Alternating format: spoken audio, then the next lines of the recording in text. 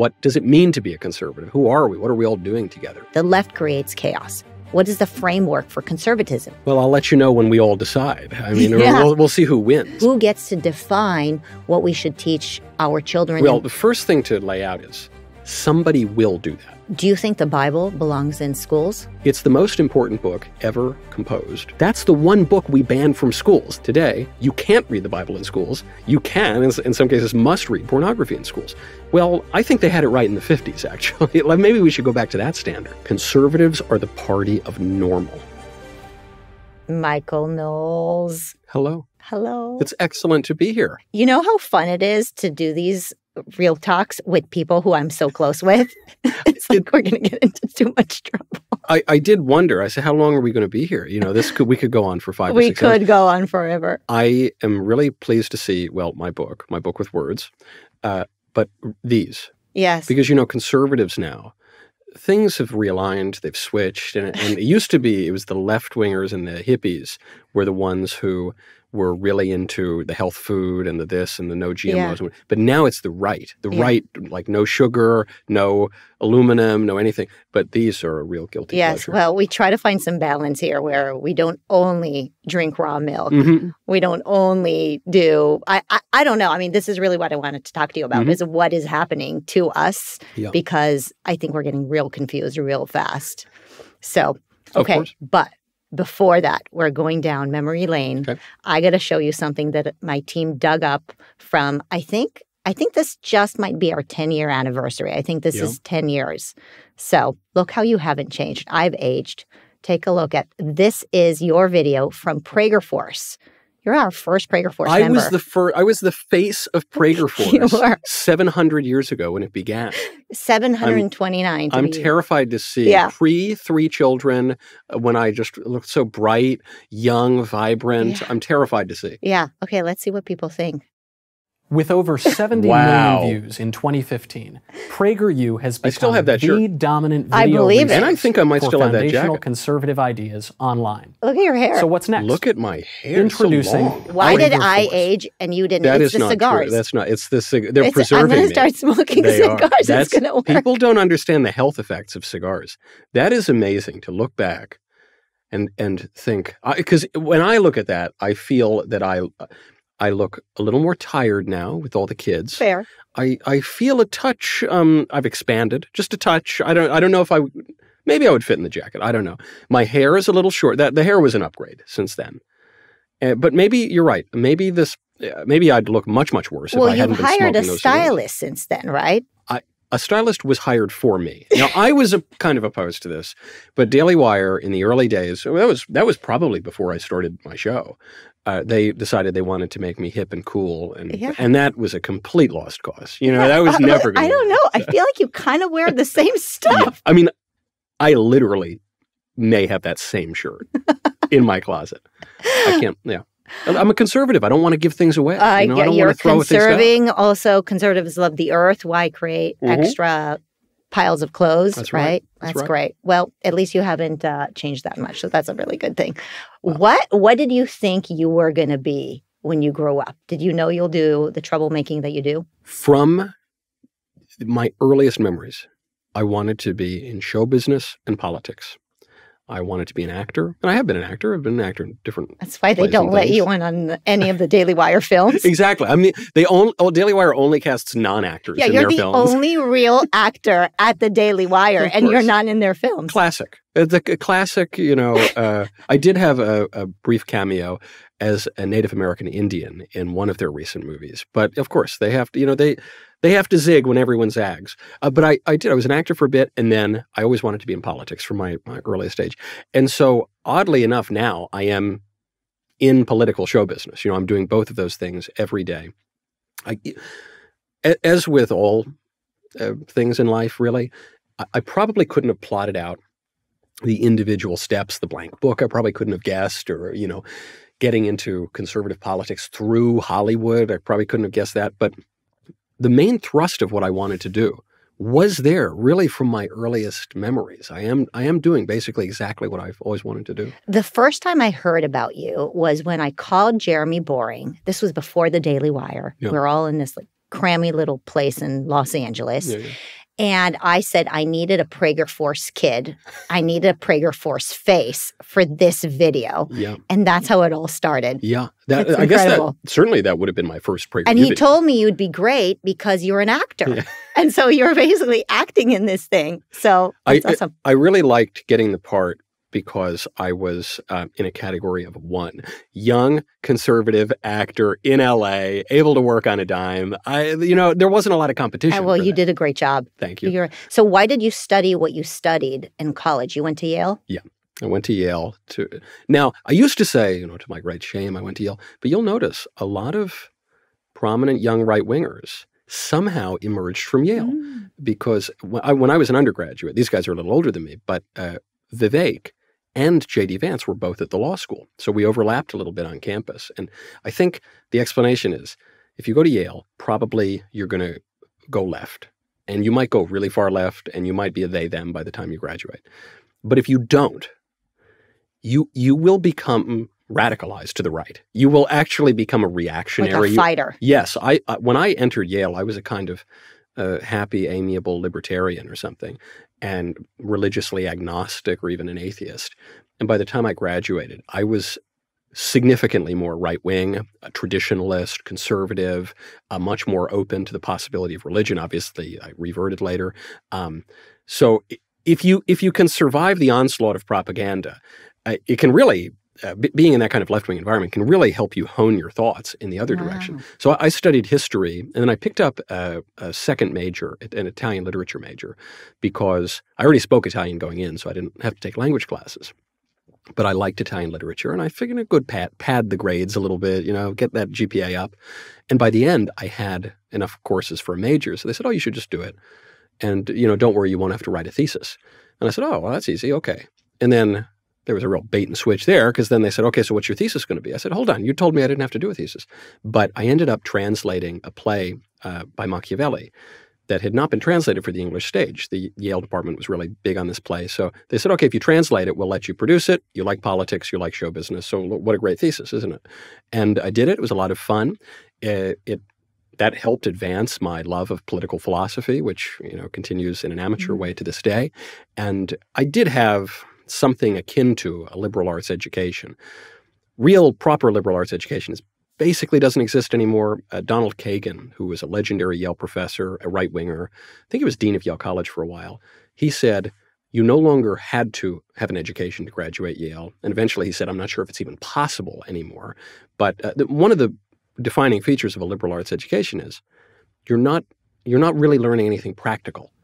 You're not learning engineering. You're not learning business. You're learning history or literature or something. And the idea is it's to help you come to understand your freedom, the liberal arts. And so you're cultivating something within you from the great Western tradition. And then if you want to go be a doctor or a plumber or whatever you're going to be, you learn that afterward. You go to trade school, whether it's for law or for electricity, afterward. But I never did. I skipped that part. I just had the liberal education, and then I never had any practical education whatsoever. Well, life taught you something. Yeah. Do you feel like you got something out of your education? Certainly I did. Not always in the classroom, sometimes in the classroom. There were some classes that were really great. However, it was a lot of outside the classroom. If you're with people who are intellectually curious and capable, especially if you're in an intellectual minority, as conservatives are on these campuses, you can learn a lot. You can learn a lot by way of contrast with what the dominant culture is. So I certainly did. And then I also got a lot out of fellowships. So, because conservatives have been totally run out of the universities, we have all of these institutes and we have all of these little summer fellowships where you may never hear the name Aristotle in your university, which is a scandal. But you will read Aristotle and Plato and, John Locke and Montesquieu in these summer fellowships. So I had one of those, the Hertog program through the Hudson Institute. Oh, yeah. A great program, highly recommended. And I've had other fellowships since then, but that was able also to augment some of what was missing in the more liberal left. It's so interesting. Michael Knowles goes to Yale, spends all this money, all this time, and where does he learn everything? during summer institutes. Of course. That's great. And one thing on the money point, I should give credit to Yale. I went not on a complete scholarship, but almost a complete scholarship. I paid very little for Yale because it's not anything about my brilliant scholarship. It's just they had need-based financial aid. So Yale paid for the vast majority of my education. Now I think they probably want to rescind their diploma and deny any connection with me whatsoever. But Yale's very rich. Harvard's very rich. These schools have huge endowments. And so when we're thinking about how can conservatives reclaim the universities, I think in part one of the reasons that the Ivy League has gotten a little bit looser with the financial aid is they're afraid that conservative lawmakers might come in and pull a Henry VIII, and start looking at those endowments and say, hey, we're not going to let you pervert the minds of the next generation of leaders anymore. If only they did that. Right. If only they Where is our that. Henry VIII? Wouldn't I never thought I'd ask great? Okay, so I want to ask you a little bit about your political philosophy. And it sounds like it was something that was developed over the years. I mean, you went into college kind of somewhat of an atheist, not sure if you're a libertarian. I guess now you define yourself as a conservative. Yeah. And so how did that develop? At what point in your life did you start realizing what you believe in? Well, libertarianism is a great phase that many of us go through. So I don't mean everybody has to read Ayn Rand. Yes, you have to at college. At 17, I really liked Ayn Rand at 17, and but I don't think ultimately libertarianism is really sufficient. I don't think it's a stable or coherent view. Much of what passes for American conservatism is not totally stable. I mean, that's why we're in this big crisis that you mentioned earlier of what does it mean to be a conservative? Who are we? What are we all doing together? So I grew up in a very liberal place in Hudson Valley of New York. Basically, everyone I knew was a liberal. Basically, everyone I knew was an atheist or practically atheist. So I always knew I was a little bit more the young Republican. I smoked cigars from a young age. I think I came out of the womb with parted hair and wearing a tweed jacket. So I was always a little bit different. However, I came to examine my conservatism. I remember in college, we were debating all sorts of things in one of our debate societies, and then also just around the suite, with the guys who shared a common room. And I said, well, look, the one first principle I know is that I support liberty. And someone asked me, well, why is liberty good? And I was scandalized by this question. What do you mean, why is liberty good? We could make fun of the Democrats. We could poke them. Why is equality good? Why is inclusivity good? Why is this, that, or the other thing? But why is liberty good? That's so self-evidently good. But it's not self-evidently good. You have to really ask yourself, what is liberty? What is liberty for, perhaps? And it drew me to the conclusion that the libertarianism that I had enjoyed was really not all that different from the liberalism of the left or the leftism or the socialism or they were all kind of, well, I guess two sides of the same coin. Let me do me, you do you, let's laissez-faire, hands off,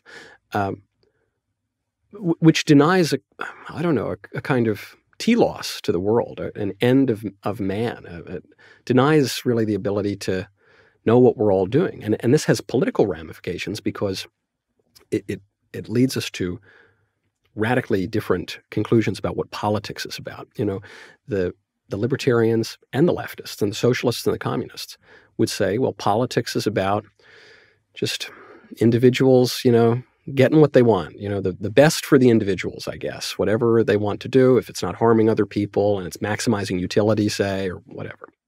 Whereas the conservative would have a radically different view and say, no, man is not fundamentally an individual.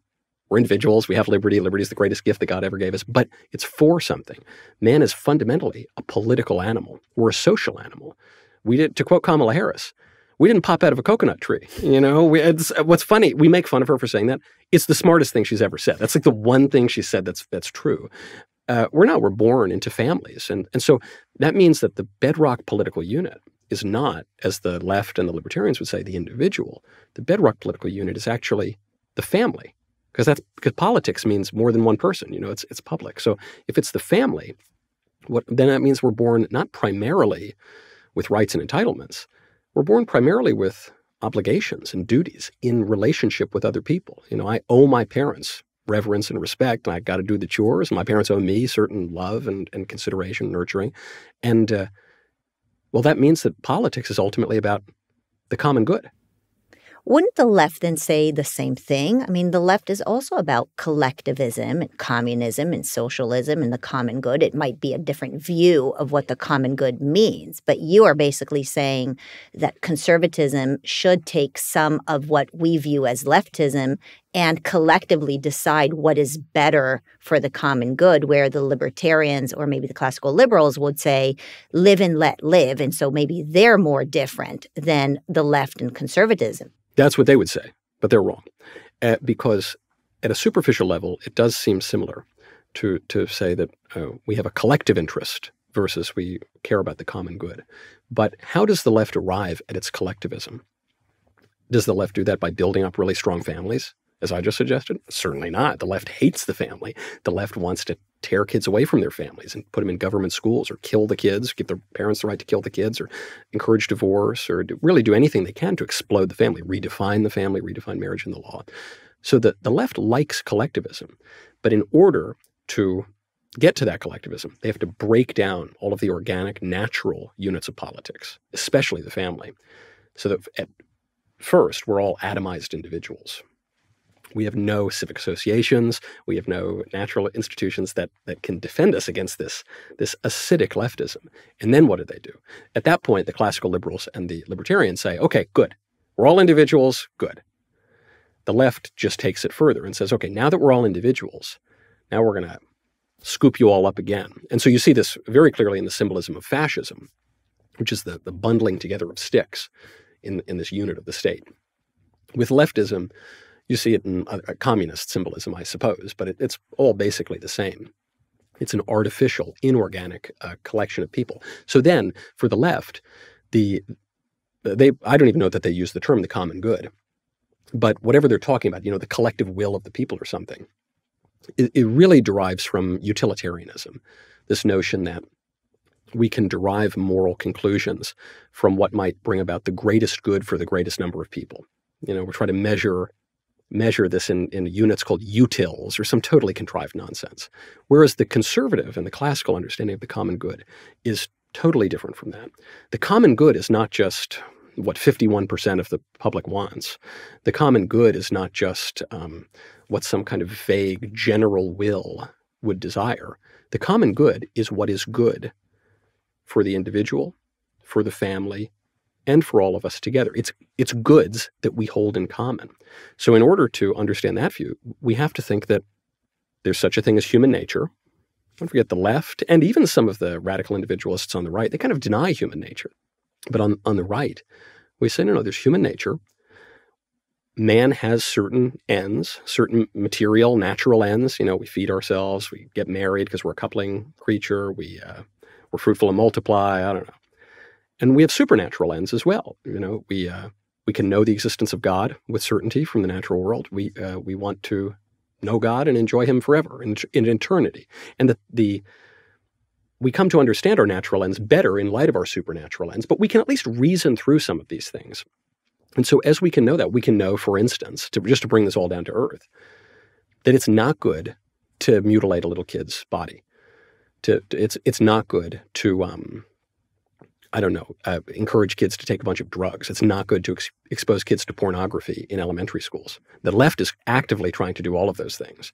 The classical liberals and the libertarians, I think, are somewhat feckless at rebuffing those predations because they don't have an epistemological or political framework to actually say no to that. But the conservatives are saying, no, that's actually not good for you. I know what my eyes are for. My eyes are for seeing. I know what this mug is for. This mug is for giving me delicious coffee. I know what other biological features and appendages are for, and I know what marriage is for, and I know what society is for. And we can come to those conclusions. And if we can't, this is where the rubber really meets the road.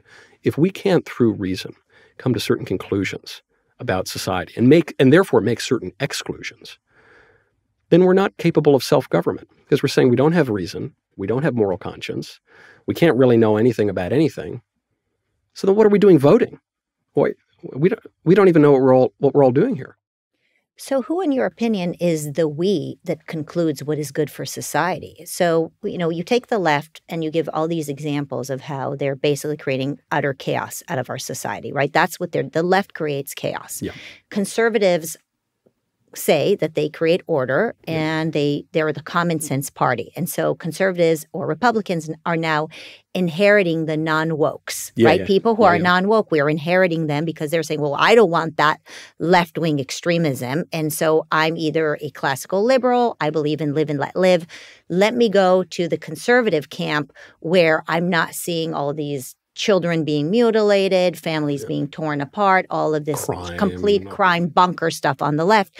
But then when they do come over to the conservative camp, what does that actually mean and who gets to frame that? What is the framework for conservatism? Well, I'll let you know when we all decide. I mean, we'll see who wins. Maybe people can comment and we can take a vote on what that should mean. But I'm not even sure the vote would resolve it. This, to your point, this is an extraordinarily live question, because you do have a lot of people who say, look, I didn't leave my party left me. I would be considered, many of these people would be considered radical leftists by the standards of 2009 on questions about marriage, on questions of reproduction, on questions perhaps even of migration, American identity.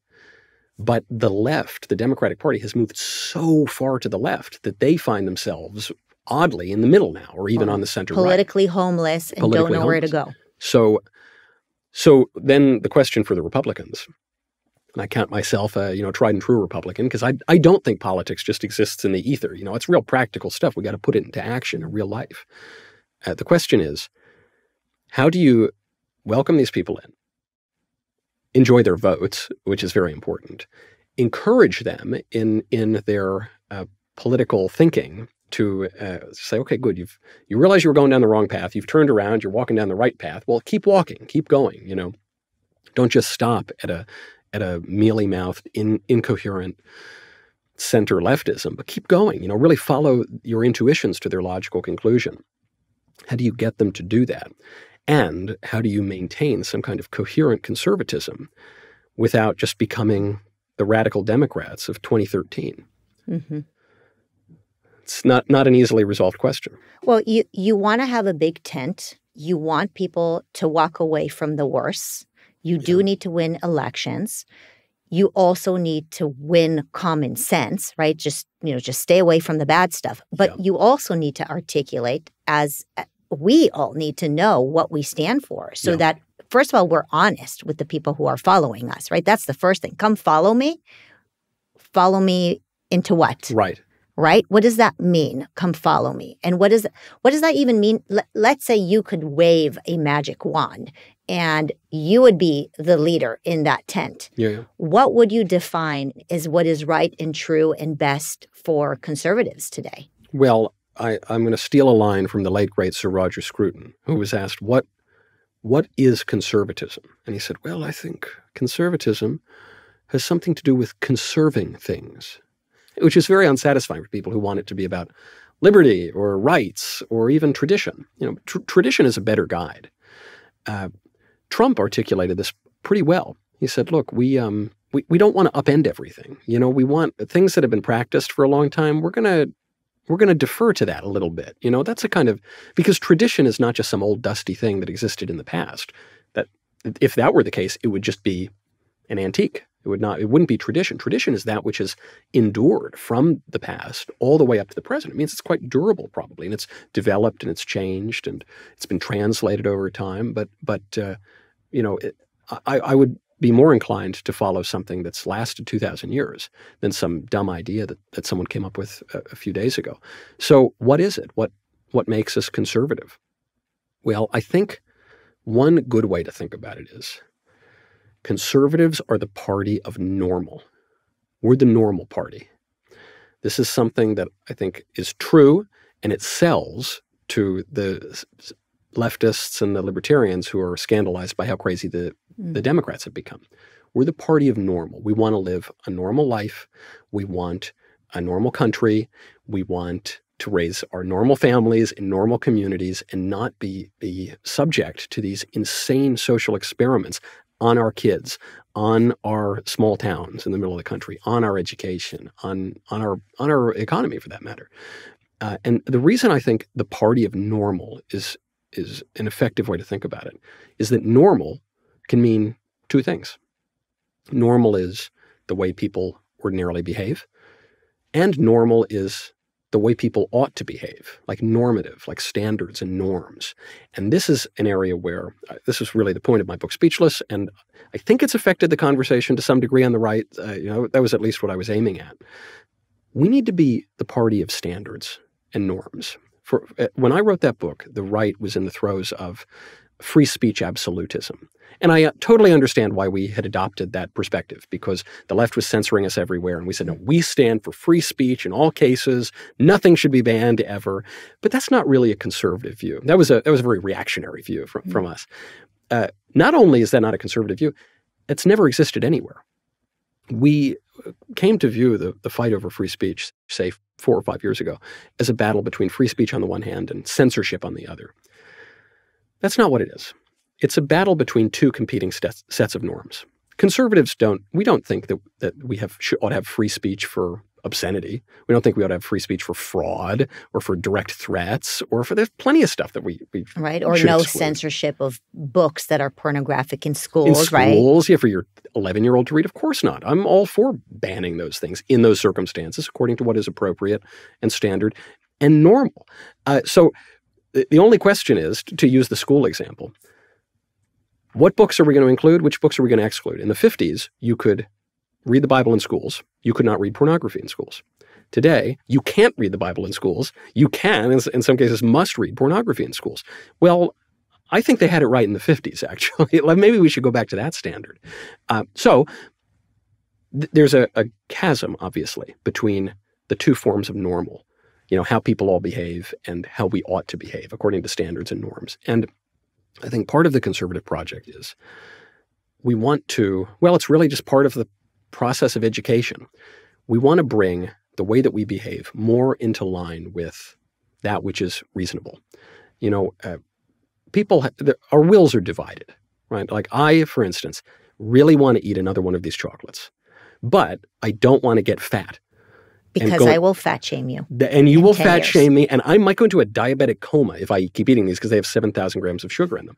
So what is it? I want the chocolate. I don't want the chocolate. Well, it's because my will is divided. I have a lower will, which is irrational. It's an appetite. It's the will of, the nice-looking lady crosses the street and you can just kind of look. Or it's the will of this kind of base desire. And then there's the rational will.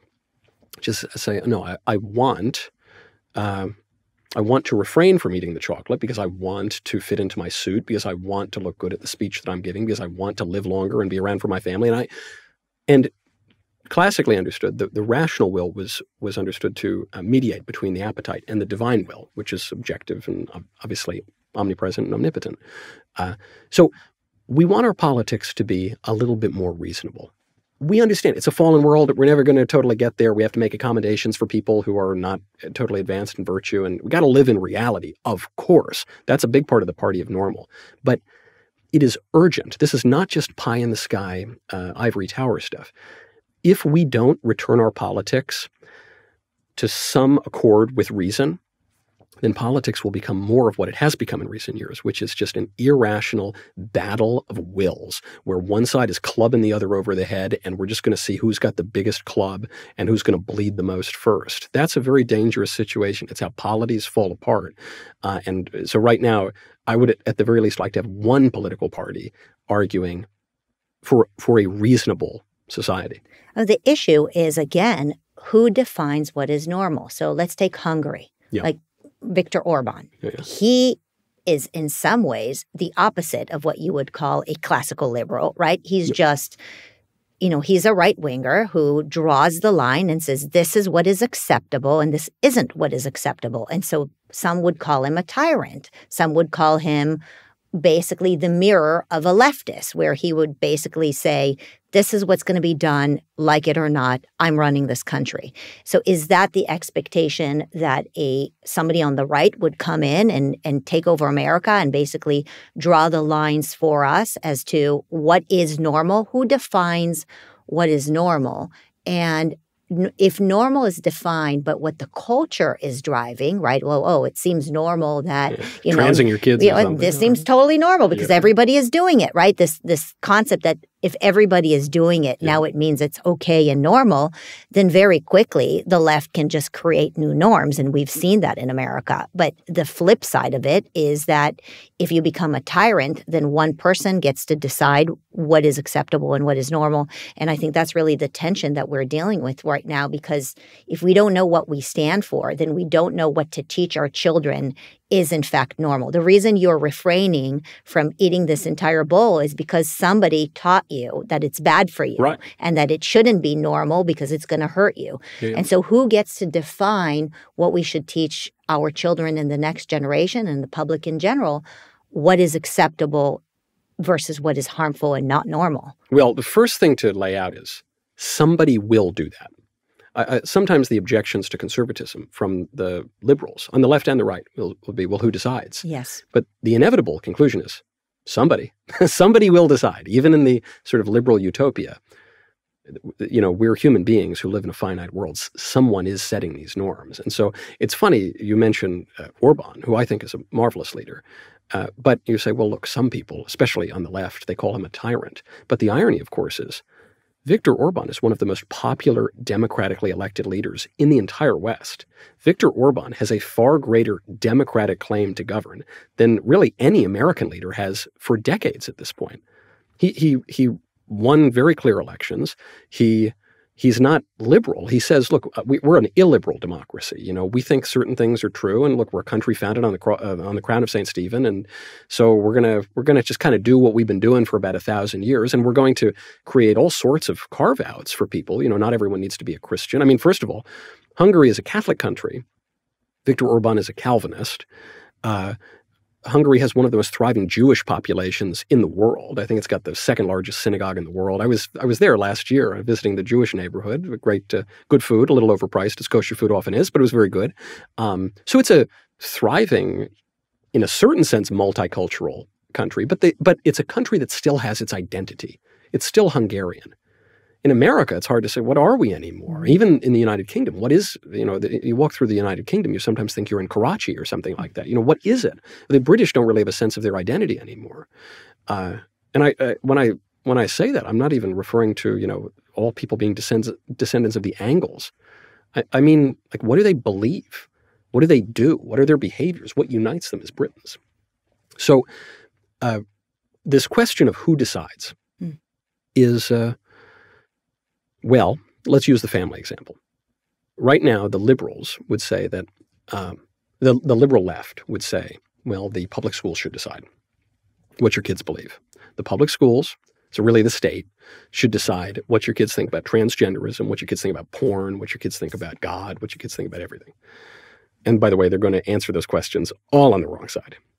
The libertarian right would say, well, no one should decide, ideally. Maybe the kids should decide for themselves. Right, we don't want to indoctrinate. We don't want to indoctrinate, which is really, in my view. We don't want to educate. Yeah, right, exactly. Yeah, to me, the term indoctrinate is just a propaganda term, a polemical term, that it just basically comes down to we, the good people, educate, but you, the bad people, indoctrinate. But they come from the same root word, docere, in Latin. And so they'll say, well, the kids decide. We don't want education to be coercive, heaven forbid. But of course, education is by definition coercive. A little 5-year-old can't decide much of anything. He can't decide if he's going to have chocolate milk or regular milk for lunch. Or what's the point of educating them if you're not teaching them? Exactly. Yeah. The whole purpose is you've got to form their minds and their character, by the way, and their soul and their disciplines. So you hear this phrase a lot from liberals on the left and the right. They'll say, we don't want to teach students what to think, only how to think. Yeah. But it is impossible to know how to think without first knowing at least a little bit of what to think. So I can't know how to think about mathematics if I don't know that 2 + 2 = 4. Right. I can't know how to think about battles between the Christian West and the Muslim East if I don't know that the Battle of Lepanto took place in 1571. I have to know certain things. And that means that if I go on my math test and I say 2 + 2 = 7, I mean, some teacher is going to coercively come over to me and give me a bad grade and, I don't know, put me in detention at a certain point, maybe if I keep getting it wrong, and put me in remedial classes. But there's going to be a sort of gentle coercion to push me toward the right answer. And then that firm hand will become a little less firm over time as one is thinking in a more complex and abstract way, as reasonable minds can disagree. You have the capacity to think through things, right? Like go play a symphony without hearing great pieces of music first. Yeah. Right? Or without hearing what the instruments sound like. That's the point of education. I'm sure a lot of people are going to get very upset about how, here, two right-wingers are saying that we have to indoctrinate the public, but you got to teach something. Otherwise, what's the point of paying all this money to send them to school, right? I thought education's important. That's right. That's right. And so C.S. Lewis talks about this in Abolition of Man. He says, you have to begin with what he calls the Tao. And when he says the Tao, he's referring to natural law. He's referring to first principles. He's referring to things that are kind of just the foundation of knowing stuff. Mm-hmm. The left always wants you to provide some statistical, scientific, stupid paper that's probably false, to prove everything that you're saying. But it's good that the human race persists. I can't prove that. There's no logical proof of that. You can't really prove first principles. You can't prove these premises. You have to begin with premises, and then you build up from the premises. Even in mathematics, there are basic axioms of mathematics. A equals A plus B equals B plus A. Basic stuff that mathematics is built on. You can't prove those premises. And so then the liberals would say, well, who decides what the first principles are? Who decides what the premises are? And my answer would be, well, I hope we decide rather than they, because they are very confused and we seem to have a little bit of a better idea. But I don't want it to just be me. I don't want to be the dictator or something like that. One way that we can decide is through common sense. The vast majority of people everywhere in the world who come from radically different cultural traditions agree that it is wrong to commit murder, agree that you ought to honor your father and mother, agree on really basic stuff. So we just kind of know it, even when we pretend that we don't. And then furthermore, when we get a little confused, I would maybe expand democracy through time. I would expand it to what has been called the democracy of the dead. If my forefathers have been doing something for 3 or 4 millennia, that's not dispositive that they were right, but it's a pretty good inclination that they kind of understood something. So I would defer to the wisdom of the ages, and I would defer in practice to what works. We've decided in recent years that we're going to upend how the family works. We're going to upend how we view men and women. We're going to upend how we understand marriage through divorce, through the definition of marriage, how we understand kids, whether you can kill kids, whether you can mutilate kids. We've changed that over the last 60 years or so. Has that improved the family or has that harmed the family? Has that improved society or harmed society? Anyone being even a little bit honest is going to say it hasn't been that good. Okay, well then how about we use the scientific method? We had a hypothesis. We tested the hypothesis. We disproved the hypothesis from the 60s and 70s. Okay, well maybe we ought to return to what was working a little bit better. That's who decides. But the one thing I can promise you, all the critics of conservatism on the left and the right, someone is going to decide. And so if you throw your hands in the air and say, well, I hope it's not me. Okay, well, what you're really saying is then the other guy's going to decide. Yeah, I think it is so profound because the conservative movement has taken on this libertarian approach of live and let live, or just let somebody else fill in the vacuum. And the vacuum obviously gets filled up, and then everybody looks back and says, how could this have happened? Why did we stand idly by while, our colleges have been taken over by radical Marxists? And recently, you've seen many colleges come out with these neutrality statements, which is another one of those like live and let live. Yeah. Well, let the professors and the teachers do whatever they want. And, you are seeing conservatives celebrating that because they're saying, oh, this is great. Now they won't give left-wing statements, right? So a neutrality statement is such a cop-out because, again, it just means that somebody else gets to not be neutral, probably foreign monies pouring into our universities, to make these decisions on what is the statement that is going to be dominant on our college campuses. And how do you educate neutrality? The whole purpose of education is that you not remain neutral. This was the point of the book that is widely considered to have started the modern conservative movement. That's God and Man at Yale by William F. Buckley, which I got to write the introduction to the 70th anniversary edition. people sometimes, it's so sad, these modern conservatives, they cite that book in defense of academic freedom. The subtitle of the book is The Superstitions of Academic Freedom, in quotes. The whole book is a polemic against academic freedom, which Buckley rightly points out has never existed, can never exist, and really should not exist, because the point of education is to pursue truth. He quotes a former president of Yale there. He says, skepticism has utility only when it leads to conviction. So I recently had a debate on this subject at ISI. It was me and Professor Robbie George, who is a great hero. I mean, Robbie George has done as much or more than any conservative intellectual in the country. Yeah. He's an amazing man. But we were debating academic freedom. He took the pro-academic freedom side. I took the Bill Buckley side, the anti-academic freedom side. It was moderated by Michael Brennan Doherty at National Review. And the conclusion that I came to was that academic freedom has never existed. Didn't exist in the medieval universities, in the Catholic universities. It didn't exist in the Protestant universities. It's not possible to exist in practice. However, if I were Robbie George, I'd make good arguments for it. Because, I mean to say, if one is an intellectual minority, one can do quite a lot to crack certain orthodoxies by appealing to this neutrality, by appealing to freedom in the abstract. But the whole point of opening one's mind is to close it on something. So you saw this most clearly, I think, with the free speech movement in the 60s at Berkeley.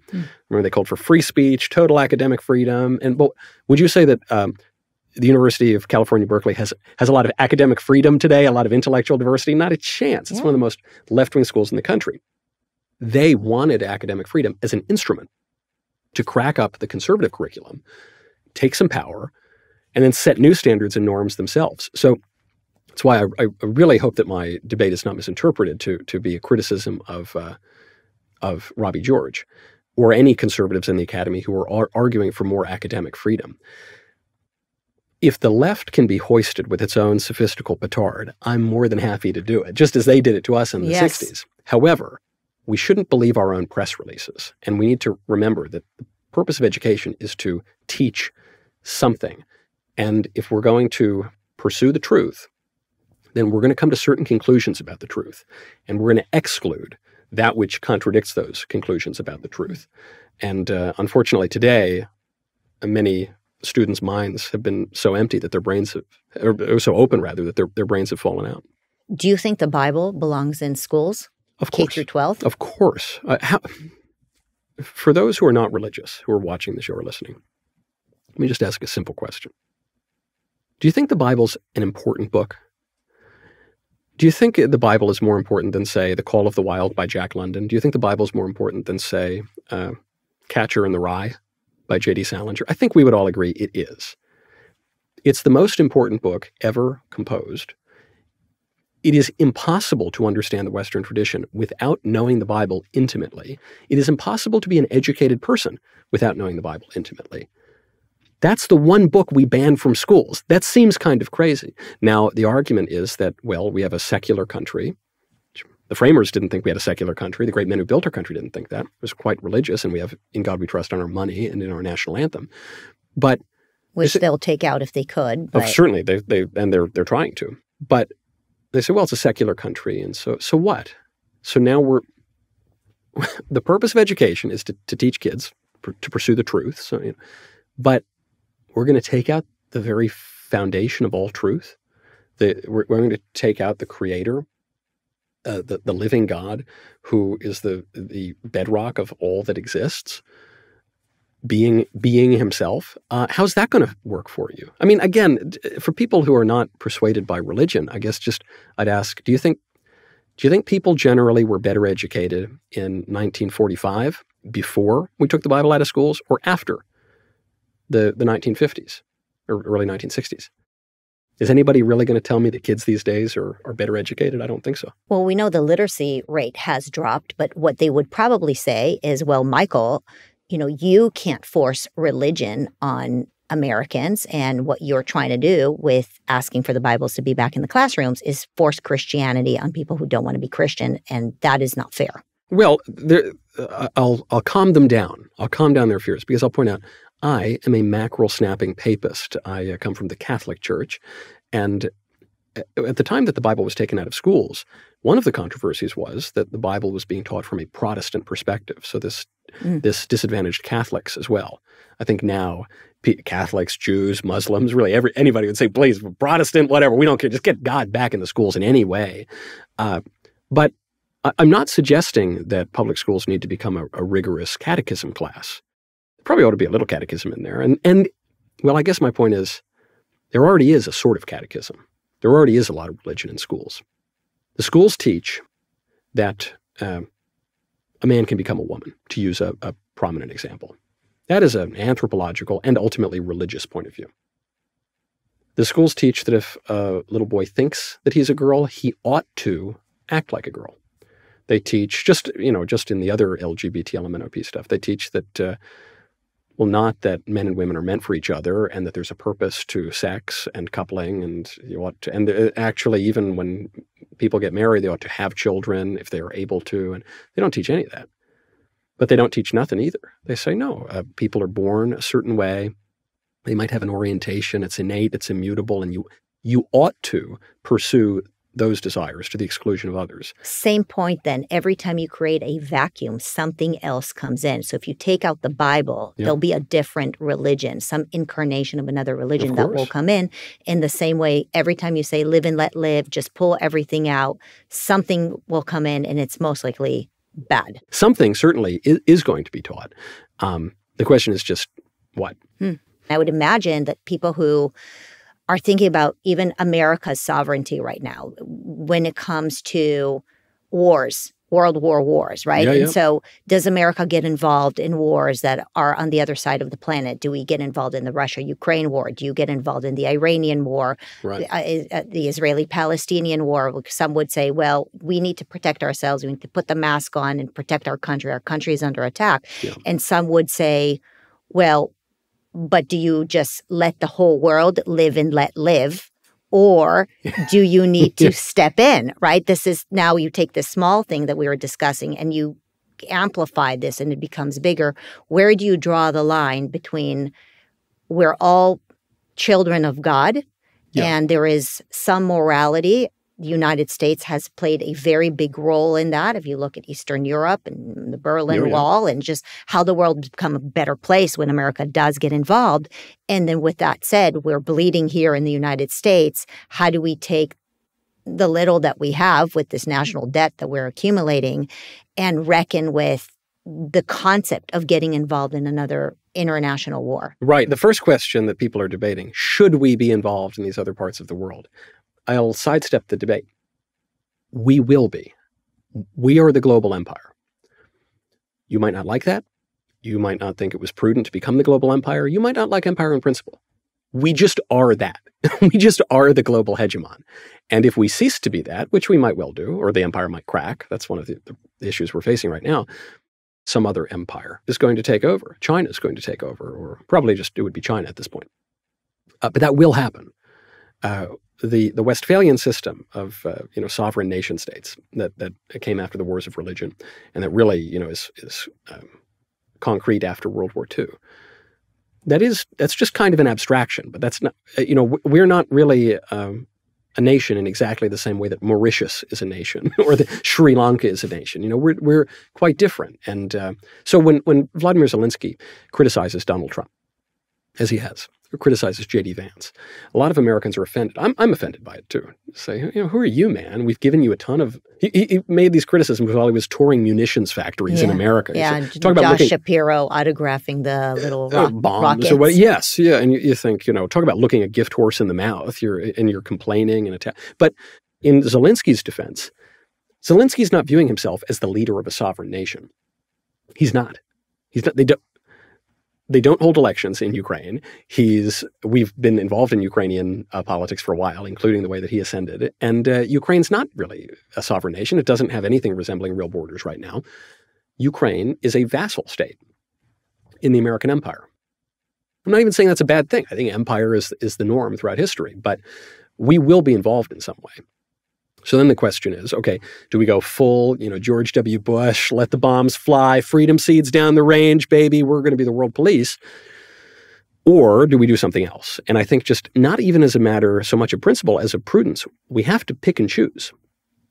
I thought it was very foolish to get to this point in Ukraine. Biden effectively invited Putin to invade. I mean, he literally invited Putin to invade Ukraine. He said a minor incursion will not be met with much resistance by the United States. I can't help but notice when Trump was president, is Trump an isolationist or an imperialist? Is Trump a dove or a hawk? I don't know. Here's what I know. I know Trump's unpredictable, and he had relative world peace, and he brought peace broadly to the Middle East, and he was the only president on whose watch in the last 20 years Vladimir Putin has not further invaded another country. So that's a pretty good record, and I think that's really the way that the American empire has to think about itself. We are the hegemon. There's no getting around that, but we can't just be expending all of our resources everywhere overseas when we don't even have a functioning border at home. That's just not going to work. We will cease to be the empire. Our country will collapse if that happens. So you bring up all this interconnectedness and these questions of universality and you know this question of how we even make sense of what we're doing here. I think one important insight that is a classical political insight that many on the left and the right would deny today is there's no such thing as private sin. There's no such this, and this brings in the religion aspect of it too. There's no such thing as private sin.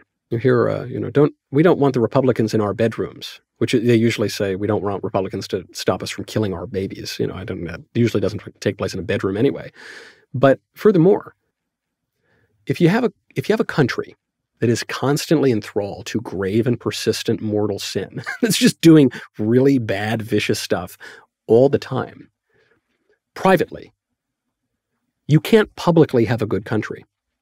This is not some radical, far-right, authoritarian, Catholic, Patrick Deneen, Michael Knowles point of view. Our founding fathers said that. And actually before our founding fathers, you go back to the Rhode Island state charter, or I guess this is before it was a state in 1663. They said, we're giving you these liberties. If you abuse them to licentiousness and profaneness, you're sunk. The New York State Constitution, 1777, said much the same thing. George Washington, Benjamin Franklin, even, who was a little bit of a derelict in some of his behaviors, and John Adams, they all said these things. The country's built for a moral and religious people. So we have this idea now, the left certainly, which openly exalts vile and disgusting sin by, twerking naked for little kids on Main Street during their parades, and bringing drag kids, so-called, onto network television. But the right does this too, where we say, hey man, stay out of our bedrooms, do whatever you want, don't yuck my yum. They're pretending that there's this perfect distinction. They want us to live double lives, but you can't live a double life. There's an expression that a friend of mine who is a recovering alcoholic says he got from AA. It's really good. Wherever you go, there you are. You're you, okay? And so if you live in a way privately that is virtuous and, you basically try to do the right thing and you cooperate with God's grace, ideally, if you do that, that'll be good for you. And if enough people do that, you'll have a good country. And if you don't do that, then it doesn't matter how much political philosophy you write. It doesn't matter how many constitutions you scribble on parchment. You're going to have a bad country. And it's really as simple as that. Such a good point. Such a great way to end. Really, at the end of the day, you want things to be better. Take care of yourself, of your family, of your community, right? If you hate all this pornography that is happening and all this child abuse that is happening, start with your home. Don't bring porn into your home. Right. Don't bring promiscuity into your home. Have standards in your own home and then bring that to your community and show up and do good things. And then you'll start seeing great things around you, as opposed to be a social media troll and constantly accuse other people for not being good enough. Well, in the meantime, you're a complete hypocrite and you yourself are rotten from inside, right? Right. That's, my Hebrew is not so great, but I believe, isn't that what Satan is called in the Old Testament, the accuser? All he ever does is accuse people. There's a role for constructive charitable criticism. It's important, but you gotta live it too, man. You gotta walk the walk. Fix yourself, right? I love that. Well, great way to end. We usually laugh more, so next time we're doing an absolute comedy shtick. But of course, these are crazy times. But listen, that's because you put my book with words on the table. Yeah. If you had just put my blank book on the table, then it could have been much lighter, Well, people should know that the riots on college campus started against you. And then after October 7th, the attention went on to Israel. But I think there were so many riots on colleges across America against Michael Knowles showing up to speak. That's true. You know, I think it's because the Italians and the Sicilians, physically, we have a lot of similarities with the Jews. So maybe that was it. It was just like a figure or a prototype. Either that or you're clear pioneers. Pioneers.